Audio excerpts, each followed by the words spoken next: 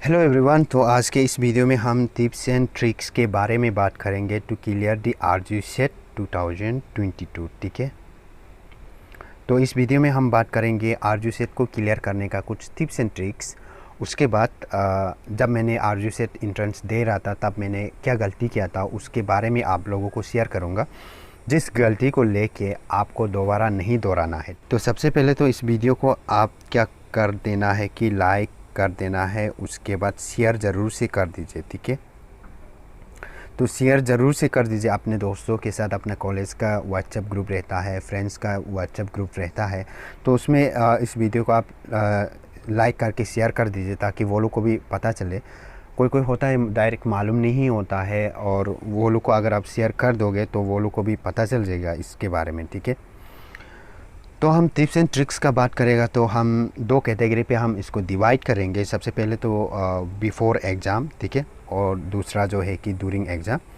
Before exam पे मैं आप लोगों को ये बताऊंगा कि क्या चीज़ को आप ज़्यादा फोकस करना है और क्या करना है क्या नहीं करना है। ठीक है, उसके बाद ड्यूरिंग एग्ज़ाम पे मैं यही बताऊंगा कि जब आप एग्ज़ाम दे रहा होगा एंट्रेंस एग्ज़ाम, उसमें आपको क्या चीज़ को ध्यान रखना है, क्या चीज़ को आप नहीं करना है। ठीक है, उसके बाद मैं आपको एंट्रेंस एग्ज़ाम पे क्वेश्चन पेपर के साथ OMR शीट मिलता है, उसको भी मैं यहाँ पे अभी शो करूँगा लास्ट पे। ठीक है, तो बिफ़ोर एग्ज़ाम पे जब हम आता है तो आपको मैं सबसे पहले तो यही कहूँगा कि प्रीवियस ईयर क्वेश्चन पेपर को आप सॉल्व कीजिए। ठीक है, और प्रीवियस ईयर क्वेश्चन पेपर का जब बात आता है तो बहुत सारे लोग बोलता है कि 2015, 16, 17, 18, 19, 20, 21 सबका क्वेश्चन पेपर चाहिए बोलता है। ठीक है, ऐसे कुछ मैसेज करता है, कुछ लोग मेरा वीडियोस के नीचे कमेंट सेक्शन पे कमेंट भर देता है। ठीक है, तो उन लोगों को मैं यही कहूँगा कि आप कोई बड़ा सा कम्पिटिटिव एग्जामिनेशन जैसे कि यूपीएससी का एग्ज़ाम देने नहीं जा रहा है तो आपको इतना सारा ईयर्स का प्रीवियस ईयर क्वेश्चन पेपर का ज़रूरत नहीं है। मेरा एक्सपीरियंस का मुताबिक तो आपका अभी 2022 का एंट्रेंस देने जा रहा है तो आपका 2021 का इनफ है। ठीक है, 21 का इनफ है, लेकिन उससे भी अब सेटिस्फाई नहीं हो सकता है, तो इसलिए आप 2019 और 21 का आप कहीं से कलेक्ट कर लीजिए और उस क्वेश्चन पेपर को आप सॉल्व कीजिए। ठीक है, क्वेश्चन पेपर से आपको क्या मिलेगा, एग्ज़ाम पैटर्न को मिलेगा। ठीक है, एग्ज़ाम पैटर्न कैसे है वो आप क्वेश्चन पेपर से आपको पता चल सकता है। ठीक है, और क्वेश्चन पेपर से आपको रिपीटेड क्वेश्चन आने का चांसेस रहता है और उससे इम्पोर्टेंट क्वेश्चन भी आप पता कर सकते हो। ठीक है, तो मैंने तो ऑलरेडी एग्ज़ाम पैटर्न के ऊपर वीडियो बना के रखा हुआ है, उसको अभी तक नहीं देखा है तो आप जाके देख लीजिए। ठीक है, और मैं आपको यही कहूँगा कि 2021 एंड 2019 का क्वेश्चन पेपर को आप कहीं से कलेक्ट कर लीजिए। अगर आपके पास ऑलरेडी है तो वो 2 ईयर्स का क्वेश्चन पेपर को आप सॉल्व कीजिए। ठीक है, तो सॉल्व सिर्फ नहीं करना है, सॉल्व करके बीच बीच में उसको आप देखते रहना है ताकि उसका आंसर जो है क्वेश्चन और आंसर जो है कि आपका दिमाग पे सेट हो जाए। ठीक है, तो क्वेश्चन जो सेट हो जाने से, क्वेश्चन एंड आंसर जो आपका दिमाग पे सेट हो जाने से क्या होगा कि जब इस बार इंट्रेंस होने जाएगा तो उसमें रिपीटेड क्वेश्चन आने से तो उसको आप आराम से सॉल्व कर सकते हो। ठीक है, उसके बाद प्रीवियस ईयर क्वेश्चन पेपर के उसके अलावा आपको मैं यही कहूँगा कि आपका ज़्यादा से ज़्यादा फोकस आप कंसर्न सब्जेक्ट पे और डोमेन नॉलेज पे आप दो। ठीक है, मान लो कि आप अभी एमए का जो हिस्ट्री का फॉर्म फिल किया है उसका इंट्रेंस देने जा रहा है, तो आपको क्या करना है, कॉलेज लेवल का आपका फर्स्ट सेमिस्टर से लेके 6 सेमिस्टर तक का जितना भी हिस्ट्री सिलेबस है उसके हिसाब से आपको तैयारी करना है। वो जो आपका कंसर्न सब्जेक्ट और डोमेन नॉलेज पे आ जाएगा। ठीक है, और अगर आप पोल साइंस पे कर रहे हैं, ठीक है, तो pol science MA pol science का आप अभी इंट्रेंस देने जा रहे हैं बोलने से, तो आपको क्या करना है, आपका कॉलेज का फर्स्ट सेमिस्टर से लेके 6 सेमिस्टर तक का पोल साइंस सिलेबस का हिसाब से आपको तैयारी करना है। तो वो जो है कि आपका कंसर्न सब्जेक्ट और डोमेन नॉलेज पे आ जाएगा। ठीक है, तो आपका मोर फोकस होना है कि आपका कंसर्न सब्जेक्ट और डोमेन नॉलेज पे। क्यों बोलने से, क्योंकि आपका कंसर्न सब्जेक्ट और डोमेन नॉलेज से आपका 75 मार्क्स का ये होगा, क्वेश्चन आएगा। ठीक है, तो ये 75 मार्क्स जो मामूली बात नहीं है। अगर आप 75 मार्क्स कम्प्लीटली 75 मार्क्स कैरी करता है तो आपको आरजू में एडमिशन मिलने से कोई नहीं रुका सकता। ठीक है, तो इसलिए मीन्स कि ज़्यादा मार्क्स, ज़्यादा क्वेश्चन जो आपका कंसर्न सब्जेक्ट से और डोमेन नॉलेज से आएगा, तो उसमें ज़्यादा फोकस कीजिए, ठीक है। आपने ऑलरेडी कॉलेज में पढ़ चुका है, उस चीज़ को आपको बस रिवीजन की तरह अभी सिर्फ पढ़ना है, तो इसमें इतना टफ भी नहीं है, ठीक है। उसके साथ साथ आपका क्वेश्चन पेपर सॉल्व वाला को देखते रहो, खुद से आगे सॉल्व करो। सॉल्व करने के बाद फिर उसको ऑलरेडी सॉल्व करने वाला को बीच बीच में देखते करो, तो दिमाग पे रहना चाहिए क्वेश्चन और आंसर जो, ठीक है। तो जब रिपीटेड क्वेश्चन, एक दो रिपीटेड क्वेश्चन आता है तो आने से आप उसको गलत नहीं करोगे, ठीक है। उसके बाद 75 मार्क्स तो कंसर्न सब्जेक्ट से आता है, फिर 25 मार्क्स तो आपका जनरल नॉलेज से, करंट अफेयर्स से, रीजनिंग और मेंटल एबिलिटी टेस्ट से, ये सारा से मिला के एक 25 मार्क्स का आता है। तो उस चीज़ को मैंने ऑलरेडी एग्ज़ाम पैटर्न पे बता चुका है, तो अभी तक आपने उस एग्ज़ाम पैटर्न वाला वीडियो को नहीं देखा है तो उसको जाके एक बार देख लीजिए, ठीक है। तो वहाँ से भी आपको ढेर सारा आइडिया मिल जाएगा। तो आपका कंसर्न सब्जेक्ट और ये क्वेश्चन पेपर वाला जो टिक टाक चल रहा है बोलने से, एक्स्ट्रा से आप जीके और करंट अफेयर्स को देखते करो, ठीक है। और रीजनिंग और मेंटल एबिलिटी टेस्ट को अगर आप पॉसिबल होने से आप इसमें भी देख सकता है, लेकिन अगर आपका कंसर्न सब्जेक्ट ही आपका टिक टाक नहीं हो रहा है बोलने से, आप इस रीजनिंग, मेंटल एबिलिटी और ये अवेयरनेस वगैरह को, इसको आप स्किप कर सकते हो।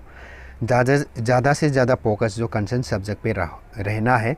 उसके बाद प्रीवियस ईयर क्वेश्चन पेपर, ठीक है, और जीके और करंट अफेयर्स, ये तीनों को तो आपको नहीं छोड़ना है। और बाकी रीजनिंग, मेंटल एबिलिटी टेस्ट यहाँ से ज़्यादा आता भी नहीं है, तो इसको आप स्किप कर सकते हो। अगर आप concern subject, previous year question paper और जीके और करंट अफेयर्स को, ये तीनों चीज़ को अगर आप ठीक से कर लिया बोलने से, तो आपको आरजू सेट क्लियर करने से कोई नहीं रुका सकता है, ठीक है। तो ये हो गया बिफोर एग्ज़ाम वाला, ठीक है। एग्ज़ाम वाला देखेगा, ठीक है। जब आप ये एंट्रेंस एग्ज़ाम दे रहा होगा, तब आपको क्या चीज़ ध्यान रखना है बोलने से, आपका क्वेश्चन पेपर जो आपको दिया जाएगा, तो क्वेश्चन पेपर को आप अच्छा से पढ़ना है, अच्छा से समझना है, ठीक है। तो अच्छा से पढ़ के अच्छा से समझना बहुत ज़रूरी होता है, और यहाँ पे हड़बड़ी नहीं करना है, ठीक है। और स्पेशली जब OMR सीट पे जब आप फिल करने जा रहा होता है, तो उसमें कभी हरी नहीं होना है, आपको शांति से आराम से करना है, ठीक है। क्योंकि OMR सीट में ही मैंने खुद बहुत गलतियाँ किया है, बहुत मिस्टेक किया है, तो उस चीज़ के कारण से आपको मैं यही कहूँगा कि जब OMR सीट पे बढ़ रहा होता है, कुछ भी बढ़ रहा होता है, तो उसमें ध्यान से आराम से बढ़िए, गलती मत कीजिए, ठीक है। उसके बाद सबसे पहले तो आपको अटेम्प्ट करना है जो आपका 100% श्योर वाला, जिस क्वेश्चन को आप कॉन्फिडेंस से कि इस क्वेश्चन का आंसर यही होगा, ये कॉन्फिडेंस अगर 100% है, तभी उस आंसर को, उस क्वेश्चन को आप अटेम्प्ट करो, ठीक है। तो वो सारा क्वेश्चन को 100% श्योर वाला को आगे अटेम्प्ट करो। अटेम्प्ट करके उससे कितना क्वेश्चन आपका बन रहा है, कितना क्वेश्चन आपने अटेम्प्ट कर दिया है, कितना क्वेश्चन आपका श्योर वाला, 100% श्योर वाला और कॉन्फिडेंस वाला क्वेश्चन आपका बन गया है, उसको आप काउंट कीजिए, ठीक है। तो उसको काउंट करके उसका मार्क्स वगैरह को भी आप अच्छे से काउंट कीजिए। और अगर वहाँ से इनफ हो रहा है बोलने से, आप क्या कर सकते हो, बाकी क्वेश्चन को आप स्किप कर सकते हो, ठीक है। तो ज़बरदस्ती आपको 100 क्वेश्चन को 100 ही आपको 100 सबको अटेम्प्ट करना है बोल के, ये ज़रूरी नहीं है, ठीक है। सबसे पहले आप 100% श्योर वाला जो क्वेश्चन को आप कॉन्फिडेंस है, उसको सबसे पहले अटेम्प्ट करो। अटेम्प्ट करके उसके बाद काउंट करो कितना क्वेश्चन आपने अटेम्प्ट किया है, ठीक है। तो जितना क्वेश्चन अटेम्प्ट किया है उसका हिसाब से आपका मार्क्स जो कितना बन रहा है उसको आप काउंट कीजिए, ठीक है। अगर मोर देन इनफ हो रहा है, आपका आराम से निकल जाएगा लग रहा है, तो आप उसके बाद बाकी क्वेश्चन को छोड़ सकते हो।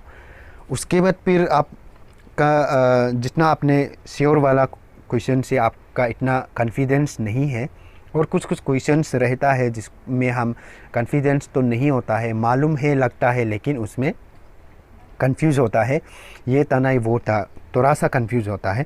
तो ऐसे क्वेश्चन पे आपको क्या करना है, एलिमिनेट करना सीखना है, ठीक है। कैसे एलिमिनेट करना है वो सारा चीज़ आप देख के अच्छा से एलिमिनेट करके जो लास्ट में बचता है उसको आराम से तुक्का मार सकते हो, ठीक है। उसके बाद आपको ये ध्यान रखना है कि नेगेटिव मार्किंग रहेगा, पहले से भी था, अभी भी है, ठीक है, तो कल को भी होगा। तो नेगेटिव मार्किंग है, तो इसलिए आप जहाँ तहाँ तुक्का नहीं मार सकते हो, इसलिए आपको 100% श्योर वाला को आगे अटेम्प्ट कर लेना है, फिर क्वेश्चन काउंट करना है, फिर उससे कितना मार्क्स बन रहा है उसको देखना है, ठीक है। अगर आप एसटी कैटेगरी जो स्पेशली जो अरुणाचली है, अगर आप अरुणाचली है बोलने से तो आपका मार्क्स जो है कि 60 प्लस बन रहा है बोलने से मोर देन इनाफ है। अगर आपका 60 प्लस आपका मार्क्स जो आपका 100% श्योर वाला क्वेश्चन अटेम्प्ट करने वाला जो आपका 60 प्लस मार्क्स बन रहा है बोलने से, आप उसके बाद बाकी अनश्योर वाला को छोड़ के स्किप करके भी निकल सकते हो, तो आपका आराम से आरजू सेट तो क्लियर तो हो ही जाएगा। लेकिन 60 जो मिनिमम है, ठीक है, तो 60 से नीचे का भी चांसेस तो रहेगा, फिर भी मैं 60 ही बोलूँगा, ठीक है। अगर आप 60 प्लस मार्क्स जो आपका बन रहे बोलने से आराम से आप आरजू सेट में निकल जाओगे, ठीक है। लेकिन ये जो नॉर्मल कोर्सेज के लिए है, हाँ, तो यहाँ पे कंफ्यूज नहीं होना है, बीएड के लिए नहीं होगा। बीएड में फिर थोड़ा ज़्यादा होना पड़ेगा, ठीक है, क्योंकि बीएड पे कंपटीशन बहुत ज़्यादा होता है। तो बीएड पे आप 70 to 75 प्लस आप मान के चल सकते हो, ठीक है। 70 भी कम है, 75 to 80 प्लस ऐसे मान के चल सकते हो। लेकिन नॉर्मल जो कोर्सेस है उसमें आपका अगर 60 प्लस बन रहे बोलने से आपका मोर देन इनाफ है, क्लियर तो आराम से हो ही जाएगा, ठीक है। तो उससे और थोड़ा ज़्यादा कैरी करता है बोलने से और भी अच्छा है, आप टॉप में आ जाएगा, ठीक है। और OMR सीट, ठीक है, OMR सीट को मैं यहाँ पे दिखाऊंगा, ये है OMR सीट, ठीक है। तो OMR सीट जो कुछ इस तरह से आपको देखने को मिलेगा, ठीक है। तो आपका रोल नंबर को यहाँ पे फिल करके उसके बाद यहाँ पे गोल गोल करना होता है, ठीक है। और यहाँ पे सेंटर का कोड भरना है, बुकलेट का कौन सा सीरीज़ है उसको भरना है। उसके बाद नेक्स्ट पे नीचे पे आपका जो जितना भी ये आंसर शीट है, तो यहाँ पे आपका क्वेश्चन नंबर एक क्वेश्चन देगा तो उसका 4 ऑप्शन देगा, तो चारों ऑप्शन में से किसी एक ऑप्शन जो सही होगा, ठीक है। तो आप तो जैसे कि मान लो कि क्वेश्चन नंबर 1 है, क्वेश्चन नंबर 1 पे ABCD करके दिया गया है, तो उनमें से कोई एक सही होगा। मान लो कि B जो सही होगा तो B में आपको गोल करना होता है, ठीक है, B वाला को गोल करना होता है। और मान लो कि क्वेश्चन नंबर 2 का A जो सही है तो A में गोल करना होता है, ठीक है। ऐसे करके आपका जो इंट्रेंस एग्ज़ाम जो है कि ऐसे ही किया जाएगा, ठीक है। जो आप मेरे स्क्रीन पे देख पा रहे हैं ये जो OMR सीट है, आंसर स्क्रिप्ट भी बोल सकते हो, ठीक है।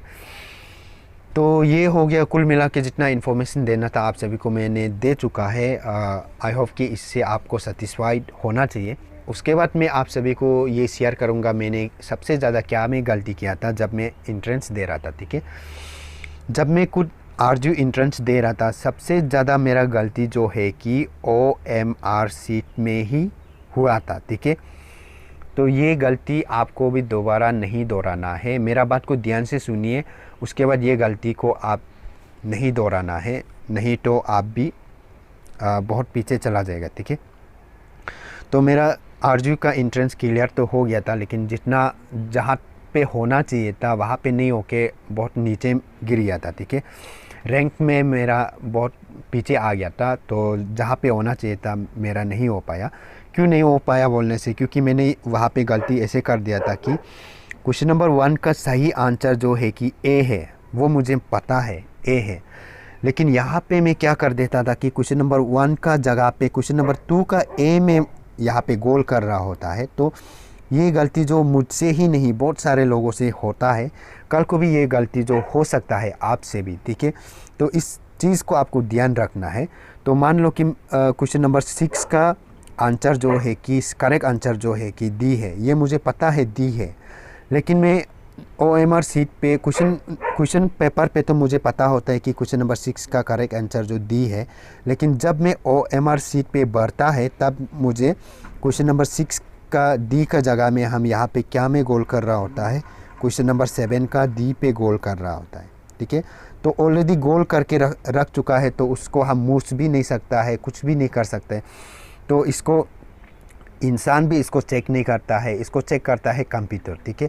तो ये जो OMR सीट है इसको आप बाद में इंट्रेंस देने के बाद सबमिट करेगा, फिर सबमिट करने के बाद उसको आरजीयू ले जाके वहाँ पे कंप्यूटर पे चेक किया जाता है। तो इसमें अब यहाँ पे मिस्टेक हो गया बोल के काट के उसके बाद फिर दोबारा से करेगा, ऐसे भी नहीं कर सकता है। तो एक बार गोल कर लिया मीन्स कर लिया होता है। तो इसलिए ऐसे होके गलती बहुत ज़्यादा मैंने किया था। जिस रैंक पे हमको होना चाहिए था उससे कहीं पीछे टेल दिया गया था, ऐसे गलती के कारण, ठीक है। तो आपको ये गलती दोबारा नहीं करना है, ठीक है। तो आई होप कि ये वीडियो आप सभी के लिए इन्फॉर्मेटिव लगा होगा। तो आप सभी को मैं यही कहूँगा कि आपने अभी तक मेरे चैनल को सब्सक्राइब नहीं किया है तो मेरा चैनल को सब्सक्राइब कर दीजिए, ठीक है।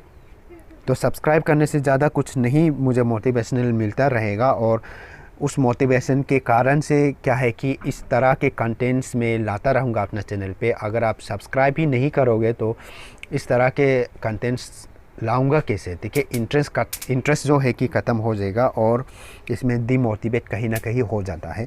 और हो सके तो सब्सक्राइब करके लाइक एंड शेयर वीडियो को ज़रूर से कर देना है, ठीक है। और मुझे पर्सनली कोई कुछ पूछना है, कुछ क्वेरीज होने से आप मुझे इंस्टाग्राम पे मैसेज कर सकते हो। उसके बाद किसी के पास मेरा व्हाट्सएप नंबर भी रहता होगा, पर्सनल व्हाट्सएप नंबर, तो वहाँ पे भी मुझे मैसेज करके पूछ सकते हो, ठीक है। हालांकि रिप्लाई में थोड़ा टाइम लग सकता है, फिर भी आप मुझे मैसेज करके रख सकते हो। और मेरा टेलीग्राम चैनल पे ज्वाइन नहीं है तो टेलीग्राम चैनल पे ज्वाइन करके रखिए, क्योंकि वहाँ पे डेली कुछ ना कुछ अपडेट्स तो आपको मिलता रहेगा, ठीक है। टेलीग्राम चैनल, ठीक है। तो टेलीग्राम चैनल पे भी ज्वाइन करके रखिए। टेलीग्राम चैनल पे किसी का कंप्लेन ये है कि मेरा लिंक जो काम नहीं कर रहा है। एक्चुअली आपको सबसे पहले टेलीग्राम एप्लीकेशन प्ले स्टोर से या ऐप स्टोर से डाउनलोड करके अकाउंट खोलना होता है। उसके बाद आप मेरा लिंक को यूज करेगा तो आराम से काम कर जाएगा, ठीक है। या फिर आप लिंक को यूज नहीं करके टेलीग्राम अकाउंट खोलने के बाद फिर आप टेलीग्राम पे ही आप मेरा चैनल को सर्च करोगे तो आपको डायरेक्ट टेलीग्राम के अंदर पे मिल जाएगा, ठीक है। उसके बाद आप मेरा टेलीग्राम चैनल पे ज्वाइन कर सकते हो। उसके बाद डेली कुछ ना कुछ अपडेट्स तो आपको मिलता रहेगा, ठीक है। तो आई होप कि ये वीडियो आप सभी के लिए इन्फॉर्मेटिव लगा हो।